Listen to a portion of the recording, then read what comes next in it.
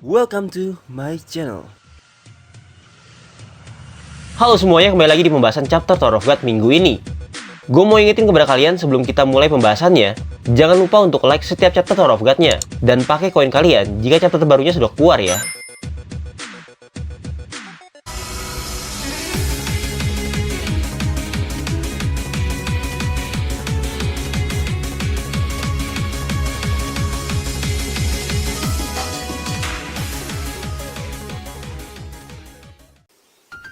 Chapter 530.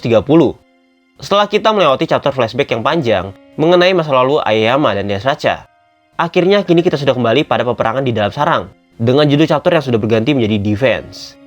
Sebelum kita mulai pada chapter ini, sebenarnya chapter kemarin itu rada sedikit gantung ya, karena kita belum melihat Aoyama benar-benar mati.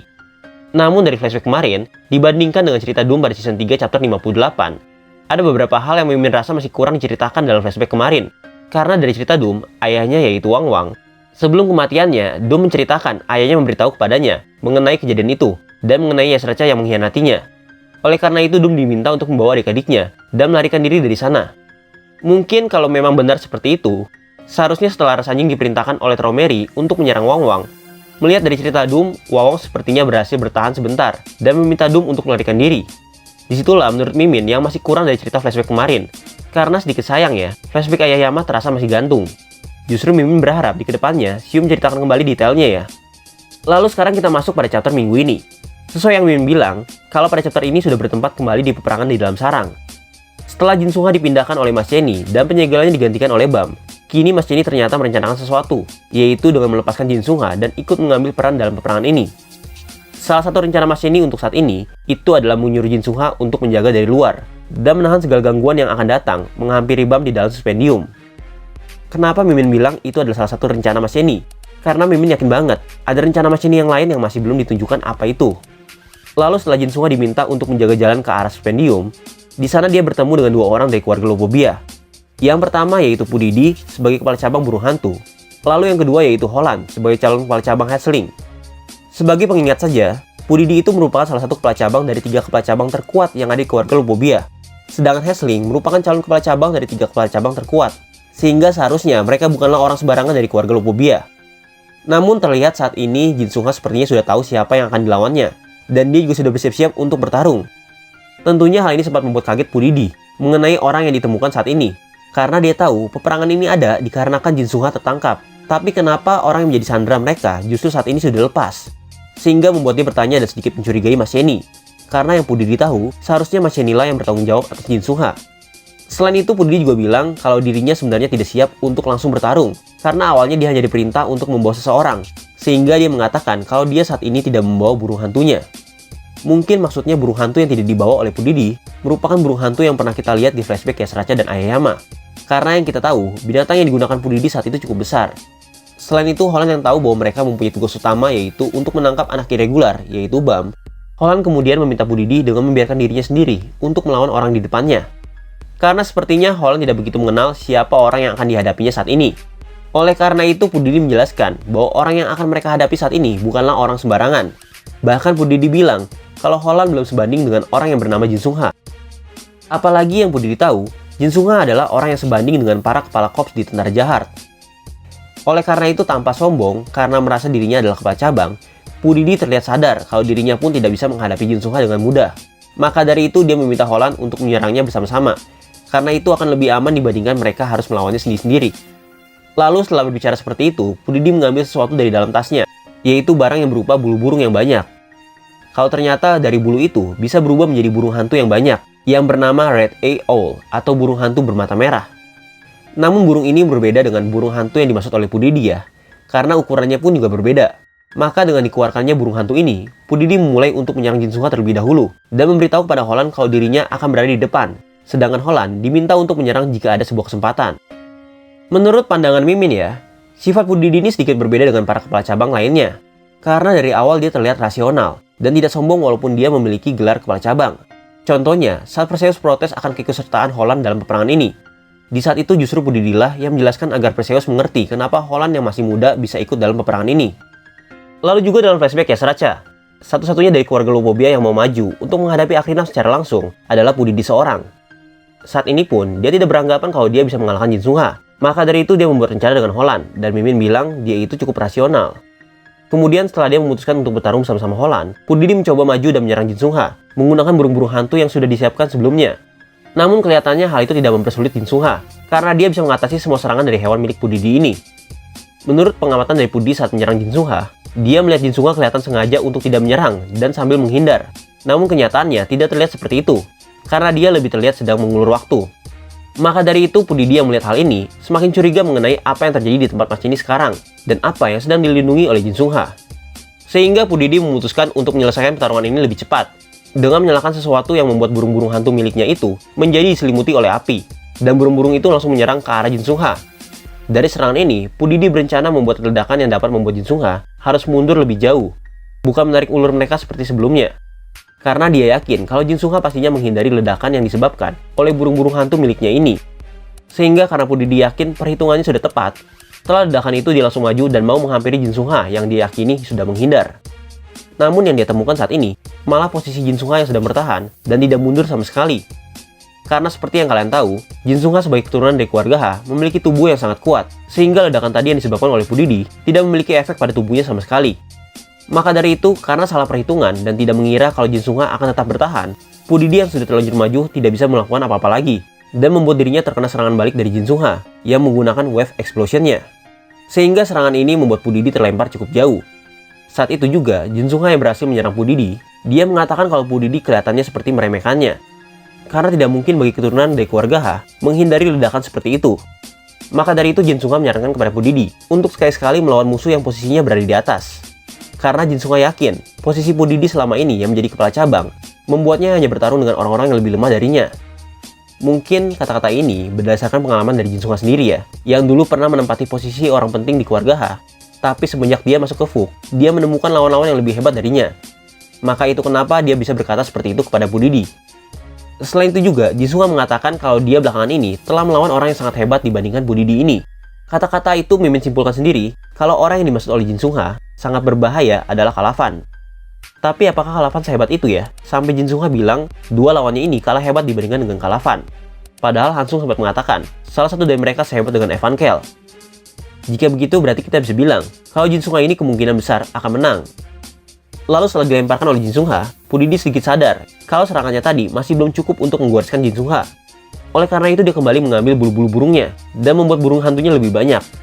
Dari situ, Pudidi kembali menyerang Jin Sungha menggunakan burung hantunya yang sudah diselimuti oleh api, sehingga dari serangan itu menampilkan seperti meteor yang sedang jatuh ke arah Jin Sungha. Namun seperti sebelumnya, ternyata serangan Pudidi tadi bisa dihalang satu persatu oleh Jin Sungha, tapi untuk menahannya perlu sedikit lebih lama, karena serangan Pudidi barusan sudah ditambah lebih banyak dari sebelumnya. Melihat kesempatan yang ada ini, selagi Jin Sungha bertahan dari ledakan serangan Pudidi, Pudidi kemudian meminta Holland untuk mengambil kesempatan itu untuk menyerangnya. Lalu di sana terlihat Holland yang sudah bersiap-siap untuk menyerang, dan layaknya keluarga Lupobi yang lain, dia mengeluarkan hewan yang telah dikendalikannya, yang bernama Aegirocasis, yaitu hewan purba yang hidup di dalam air. Hewan yang dikeluarkan oleh Holland ini berfungsi sebagai tombak, sehingga walaupun Holland di dalam posisi anima, dia sekaligus bisa menjadi spear barrier dengan menggunakan hewan yang dikendalikannya. Setelah itu langsung saja Holland menyerang Jin Sungha yang tadi sedang sibuk bertahan dari serangan Pudidi. Oleh karena itu, karena serangannya muncul secara terus-menerus, Jin Sungha walaupun tidak terluka karena serangan ini, dia terpaksa harus terdorong mundur cukup jauh dari tempat sebelumnya.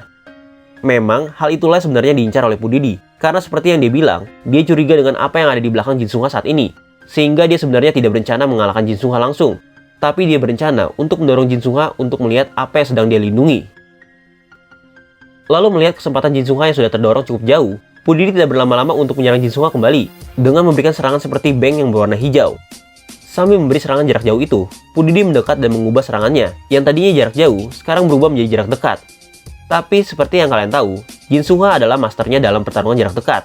Oleh karena itu, dia melakukan hal yang salah dengan mendekati Jin Sungha, dan membuat dirinya menjadi terpojok oleh Jin Sungha, yang tiba-tiba mengubah pola bertarungnya, yang tadinya Jin Sungha hanya bertahan, kini berubah menjadi menyerang.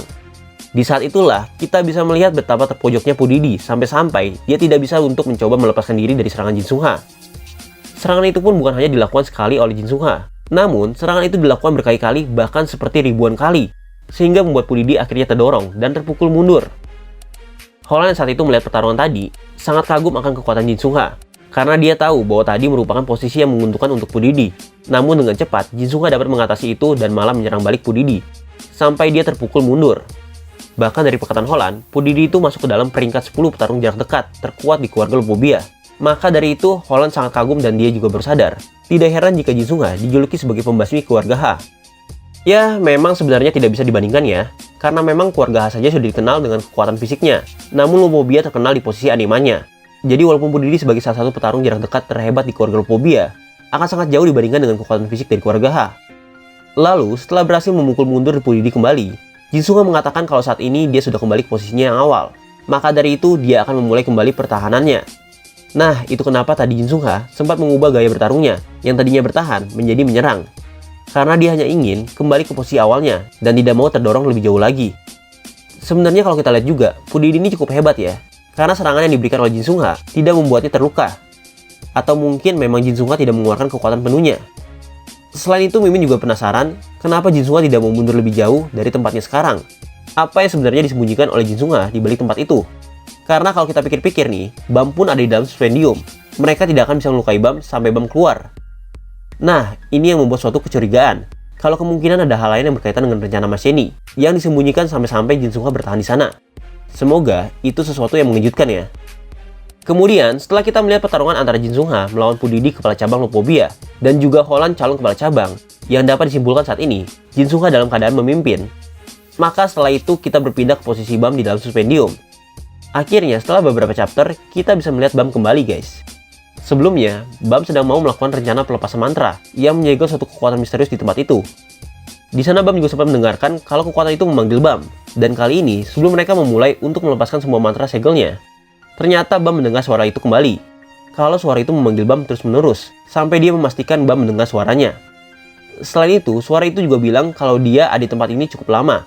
Dia juga bilang kalau dia berada di setiap sisi tempat itu, dan dia sangat terkesan karena akhirnya ada seseorang yang bisa mendengar suaranya kembali. Bahkan dia tidak mengingat kapan terakhir dia berbicara dengan seseorang yang bisa mendengarnya. Suara itu juga bilang hal ini membuat dia merasa senang, karena alasan orang lain tidak bisa mendengar suaranya, itu dikarenakan hanya 10 kepala keluarga agung lah yang bisa mendengar suaranya. Namun selain mereka, akhirnya ada seseorang lagi yang bisa mendengar suaranya. Itu kenapa pada chapter sebelumnya, Bam dibilang layak oleh suara itu. Bam yang mendengar kalau suara itu semakin keras, dia hanya bisa terdiam dan berpikir kalau suara yang dia dengar ini terdengar kesepian. Dan Bam tahu dari suara itu, kalau dia ingin dibebaskan dari sini. Kemudian di saat itu juga, Bam sadar kalau suara itu merupakan kekuatan yang berbahaya. Sehingga chapter pun diakhiri dan ditutup dengan suara yang didengar Bam kalau dia bilang mau melihat orang yang bisa mengalahkan Traumerry. Oke, sebelum kita tutup, kita bahas tentang suara apa itu. Sebenarnya seperti sebelumnya, kita sudah tahu kalau suara ini sepertinya menyimpan dendam kepada keluarga Lopobia, khususnya kepada kepala keluarga Lopobia. Apalagi yang menyegelnya juga keluarga Lopobia, karena kita bisa melihat dari simbol yang ada di tengah mantra itu, kalau di sana terdapat simbol keluarga Lopobia. Namun pada episode ini, sudah sedikit dikonfirmasi kalau dendamnya ini lebih tertuju pada Traumerry. Pertanyaannya, apakah suara ini benar-benar memihak Bam atau tidak? Karena Bam bilang kalau suara itu sangat berbahaya. Tanggapan Mimin, suara ini awalnya akan membantu Bam untuk mengalahkan Traumerry, tapi di kedepannya akan tergantung bagaimana Bam bisa mengendalikannya. Sama seperti kekuatan Retirisa. Kalau Bam juga sempat bilang, kekuatan Retirisa itu juga berbahaya pada awalnya. Namun seiring berjalannya waktu, Bam bisa menggunakan itu dan menggunakannya dengan baik. Maka dari itu, kekuatan ini akan sama dengan yang lain. Memang berbahaya, tapi jika Bam bisa mengendalikannya, maka kekuatan itu akan sangat berguna bagi Bam. Lalu pertanyaannya, kira-kira suara apa itu?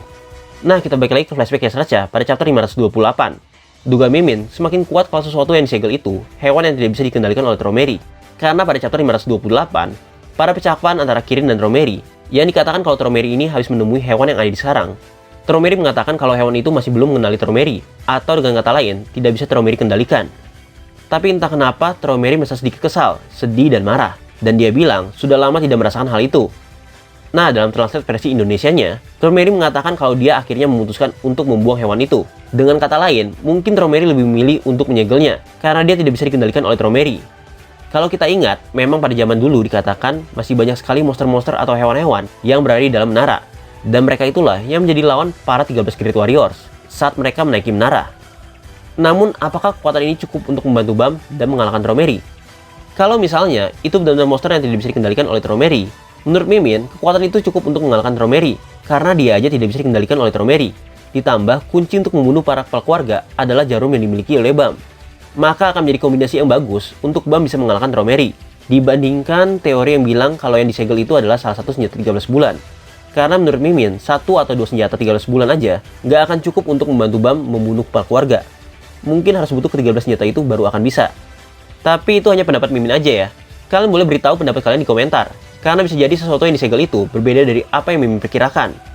Mungkin bisa jadi itu memang pecahan jarum, kekuatan insiden yang lain, atau seperti orang lain bilang kalau itu salah satu senjata 13 bulan. Ya, itu semua mungkin terjadi. Tergantung Siu mau munculkan apa. Oke, sekian dulu pembahasan kita kali ini. Thank you yang udah nonton, dan sampai ketemu di pembahasan selanjutnya. Bye-bye!